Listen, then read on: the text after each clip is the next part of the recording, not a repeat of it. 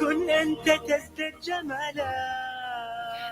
Welcome back. You are tuned into the Nafeesa Dangor show. We're, of course, inspiring you in many directions this afternoon. But please go and grab a cup of coffee because we have some really interesting facts for you this afternoon. And it's definitely going to help you with the situations that we are in. It's very relatable to what's happening at the moment. And on the line with me, I have Sister Mumtaz Moosa Saley. She's a content producer, a community journalist, an author and a blogger. And Mumtaz, of course, is going to bring stories to the fore that really matter. And one of them is speaking to us about the increased level of job scams. And as we know, a lot of the times we come across a job opportunity, but with the situation nowadays, we don't know whether it's something that we can actually apply for or not. And she's going to shed some light on that matter. Assalamu alaikum wa rahmatullahi wa barakatuh. Assalamu wa rahmatullahi wa barakatuh. And how are you doing today? Alhamdulillah, and yourself, my dear? Alhamdulillah. Thank you for having me on today. I think it's only a pleasure having people like you because the thing is, at the end of the day, with the amount of situations that are happening and not in a good light, there's a lot going on around us. It's nice to have people like you that can shed light on the matter and, of course, give us some valuable advice that we can then go back and use. So thank you so much for taking out the time and effort for joining us this afternoon on the Nafeesa Dangor show. It's my pleasure. So talk to us, there's a lot of, should we say, increased rate of job scams going on in South Africa itself. I mean, recently I've been reading in newspapers as such, there's so many things that are going around. And I think people don't really know where to start. And of course, the COVID-19 has set us back in many directions. So people are obviously very desperate to want to find work, but they don't know what is the real thing and what isn't. Okay, so we have to remember one thing, that scammers it's a full-time job to be a scammer.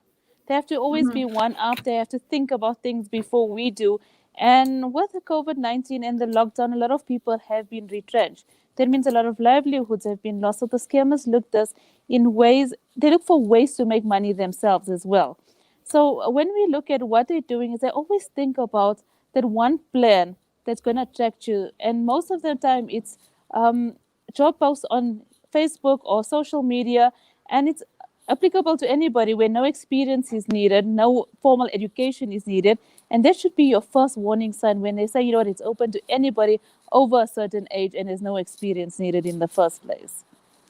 Yeah, so a lot of the times you find not just there, but in the newspapers as well and online, you find so many job opportunities and you ask yourself the question, should I be applying or not? So what would you advise people? Because people have actually listed some of the places and the types of companies that are out there that you should be looking out for. So people are aware of the fact and they get alerted that they shouldn't be actually getting involved with that because that could be a human trafficking situation as well. And I know that has happened a lot in the Johannesburg CBD area where they, of course, advertise this and then you come to find out at a later stage that this is a human trafficking issue. Okay, so what happens, like I told you, job scamming is a full-time job. So they're going to look for ways to attract you. So sometimes, a lot of the times, even your data is being sold. So they'll know when you're being retrenched. You might even get an SMS. You might get, a notification coming via email or so on. There's so many ways. And you know what? They're becoming more clever, Nafeesa. Honestly, they're becoming more clever. And the problem is, you'll get SMSs coming to your phone to say, we know you've been retrenched. We're offering you a job. And there's some warning points that we honestly have to look at. First of all, recently, for example, yesterday, I seen a job opportunity in Bahrain. You can teach in Bahrain, and it's lucrative for any young person that's willing to go to Bahrain. And most of the time, unfortunately, this is a human trafficking scheme because they know that the young girls are going to apply for the teaching jobs. And one of the warning flags was that it's a Gmail account. There's no real contact numbers. There's no which school you're going to be applying at, but they got a Gmail. Teach in Bahrain, we will pay for everything. Now, obviously, it's lucrative. And over the past few years, companies in especially Arab countries, did offer lucrative job opportunities to get the teachers there. But unfortunately, that stopped about 2 years ago. So you have to ask yourself, first of all, you have to do your research. If you're applying for a job, Google the company, see if they really do exist. If they give you an address, Google search the address and see what comes up to that. And 9 times out of 10, you know what, if it's a job scam, you're not going to actually get a place. It's a rent per hour office space. And that should be one of the warning flags. And you know what, sadly, they are targeting especially the younger girls because they know that these girls are going to risk everything. And I don't know if you remember a few years ago, one of the magazines broke an article about these job scams where these people were going to China, to Dubai, and everywhere, and they were being left there. So their passports were being taken, they were forced to Yes. work, and they gave up everything. And that's why, even with these, if people do want to go overseas, research the company, contact the company directly, not the agent, but the company as well. So, like, basically, what you're saying is there are agents out there that are actually representing this human trafficking syndicates, should we say? And this is what we've got to, of course, look out for. You know what, we have to, and it's not only with you, human trafficking. There's a lot of syndicates out there also trying to say, you know what, we'll give you a job opportunity, pay us an admin fee, and we will secure your job. And you know, there should be a warning sign also, because a lot of the people are giving their last 500 rand or 1,000 rand away, and they're getting absolutely nowhere. And that's why I said, you know, it's so important to see. One of my main things in the article which I've written about job scams is, rather contact a reputable agency, for example, a recruitment agency that are placed with the big companies in South Africa, so you know. And most of them, there are also worldwide, so you'll know directly.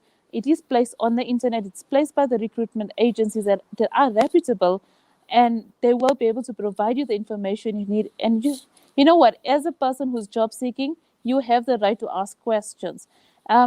One of the other things I also highlighted is that people are asking for bank account details during CV interviews. That should also be a red flag, because no one needs your bank details until you've signed a contract with HR and you've secured the job as well. Tell me, how important is it when you're applying for a job? And I know a lot of the times people have this habit where they, of course, put their ID details in there. With these types of things happening nowadays, would you suggest it? You know what? I will be honest with you, Nafeesa, even if a phone company has to call me or anyone and they ask me for my ID, and I ask them, well, why don't you verify who you are? Because Yes. that's where we live in. And also, when I've been job hunting as well, in the ID place, I put just my birth date and said, on further information, I can submit you with my ID documents and that. Because you know what? Sadly enough, when you're applying for a job, you don't apply one place, your CV is mass sent, and you have Yes. no idea if it's getting into the right hands or not. And all these job scammers need is just basically your ID, and they can open up even accounts with different companies, clothing accounts, and they can ruin your credit score with just that ID number. I think that's very scary. And then a lot of times you find people actually getting involved in that. And this is why I say it's imperative that we don't actually disclose our ID details. And I noticed that even if you're driving into some of these estates, they actually ask you for your ID number. And I think I've adopted your attitude where Yes. we'll call it that, where I don't give my ID number to anybody. And I think that's something we shouldn't disclose, because a lot of the times you find you also, with the job scammers, they'll phone you on your either your landline or your mobile and say, listen, yeah, we need more information about you. But the first thing they ask for is an ID. And I think just through instinct, sometimes people just don't realize that they've actually just disclosed that. And I think it's important and Precisely. imperative to bring that to the fore. Precisely. You know what? Like you even mentioned, when you go into estates, you have to give your ID. And I've learned recently, you don't actually have to give them your ID or your license to scan. They can scan the barcode of your license on the car itself. And and I do always question, how secure is it data that they're receiving?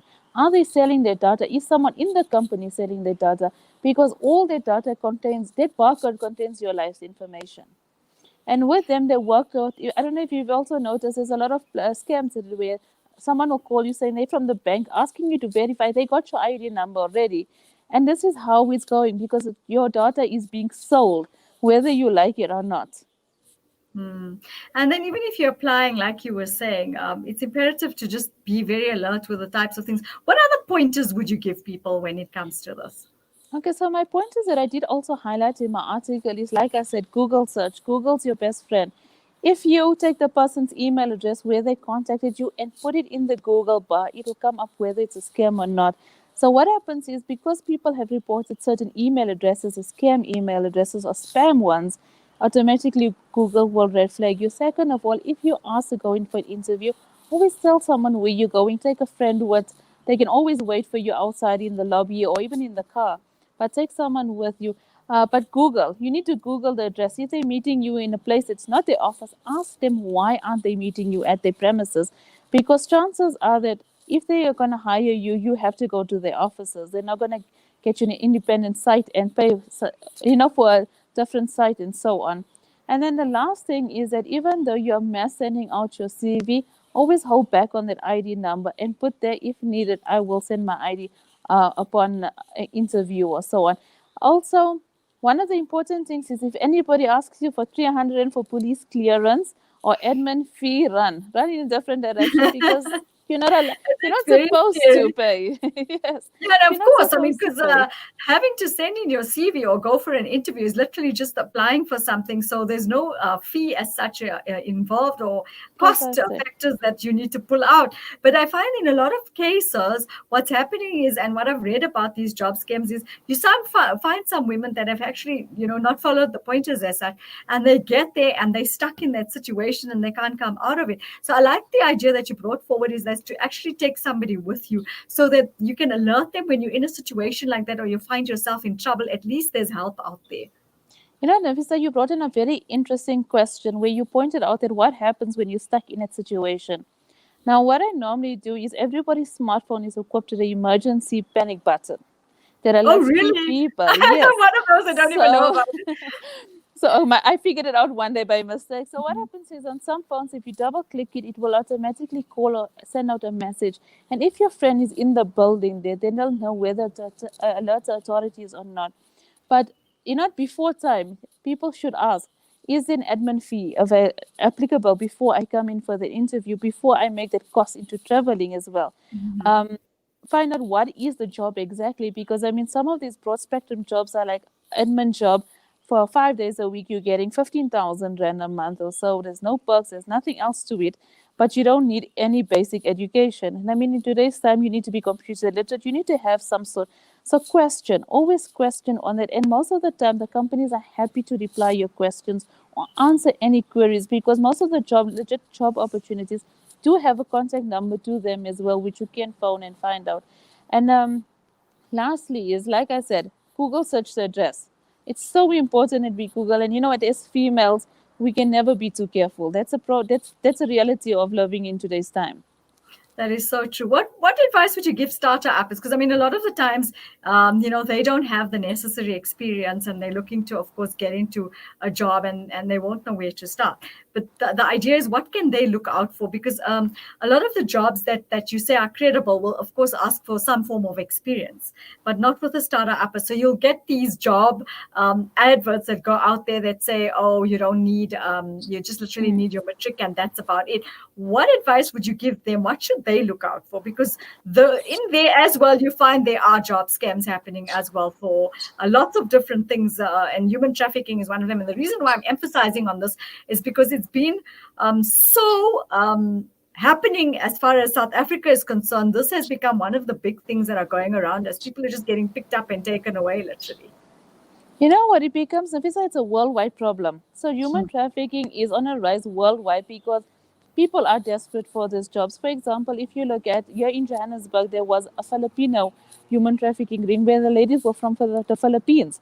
And I mean, if you think of it, we all the way in South Africa and they from Philippines. How did they end up here? How did But that that's a happen? reality. Yeah, exactly. But that's a reality. So my advice for the starter, for kids, especially graduate kids, is that if you're finishing university or you graduating this year, rather use your career centers within the universities, colleges, or even schools to ask them to assist you, to help you find jobs within the community. A lot of the times the kids need to internship because jobs are scarce and they do go on experience. And again, I'm going to highlight the point. If there's no experience needed, ask yourself, why don't they need experience? Everybody needs experience. You wouldn't really go to a surgeon who's just qualified with no training, with no experience, no background either. And then, So today they I should, wrote, so there should be like a graduate, postgraduate sort of a system yes, helping people out you there, know like an what? agency. There is actually, today when my new article launched, I didn't even know this, and the research brought me that most of the universities and colleges are affiliated with other companies. So they Right. always have a career sense and they know about internships, job opportunities, and so on. And they will be more than happy to place their graduates or people leaving their universities and colleges into reputable jobs, because they know these companies are looking for so and so, you studied so and so, you got an experience, It's okay, you're starting up, you can either internship or work for minimum wage for a year or so to gain that experience as well.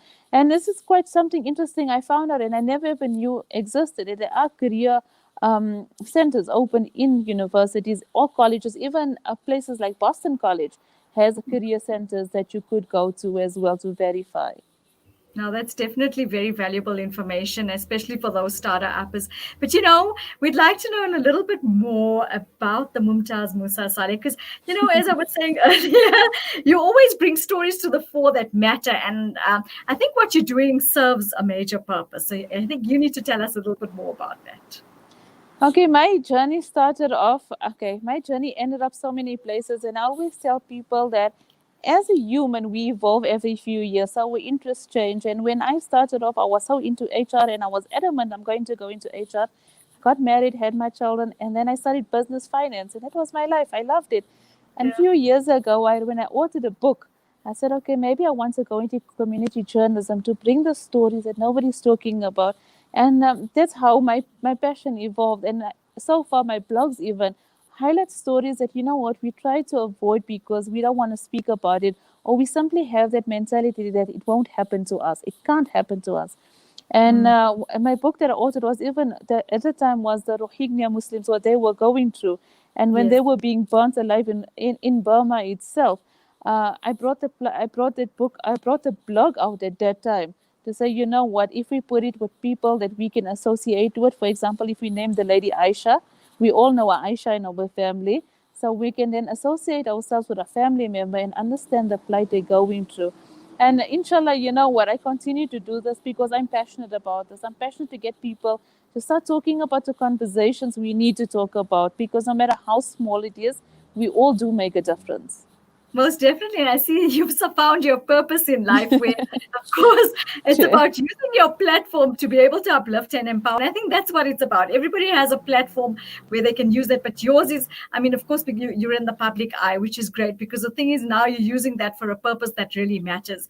And we want to commend you on that, because I think that does mean a lot, and it goes a long way. The information that you've shared with us today is, I think, inshallah, going to save many lives, especially people going into to job opportunities, and bring some light to what they need to do, and kind of give them an idea on how to go about doing it and what to follow and how to be alerted by something. And I think it's important because, as we're saying, the things that are happening out there are rather scary at this point in time. No, it is definitely. And you know what? You rather have, even if the mothers that are listening, you'd rather be overcautious. So always know where your children is. And you know what? We've all got our phones. We can track a phone and it always helps also. Most definitely. What message do you have for our viewers? If I could mention one thing on job finding is that don't give up hope. Jobs are scarce due to the pandemic, but also just be overcautious when it comes to applying. Don't give too much information about yourself. And when it comes to your CVs also, rather ask someone to teach you how to do it, watch YouTube videos, and keep the information as minimal as possible. And from you yourself, Mumtaz Moosa Saley, And from you, what do you have? That's putting me on the spot.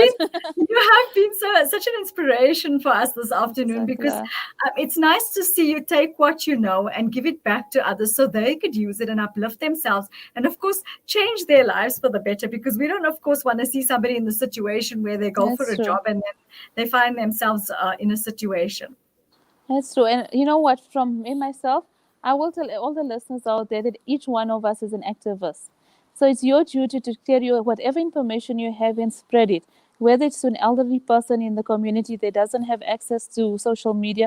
You know what? Speak about the hard topics, talk about it, even human trafficking. We're all shunning away and going, it'll never happen to our children. But let's be realistic. Our children could be next unless we learn to equip each other and equip the neighbors. And lastly is that, you know what, we all have a voice, so let's start being the voice of the voiceless as well. You couldn't have said that better. We want to thank you so much for joining us this afternoon, taking the time and effort to actually shed some light on a very, should we say, important aspect of our everyday lives. And job scams are, of course, something that's happening about every single day. So we want to thank you so much. We really appreciate you taking out the time and effort. And we wish you nothing but the best of success with all your selfless work that you are actually going out and doing. Jazakallah so much. And thank you so much for having me on today. It was only a pleasure. You keep My safe. pleasure. Assalamu Yes. alaikum wa rahmatullahi wa barakatuh. Wa alaikum salam wa rahmatullahi wa barakatuh.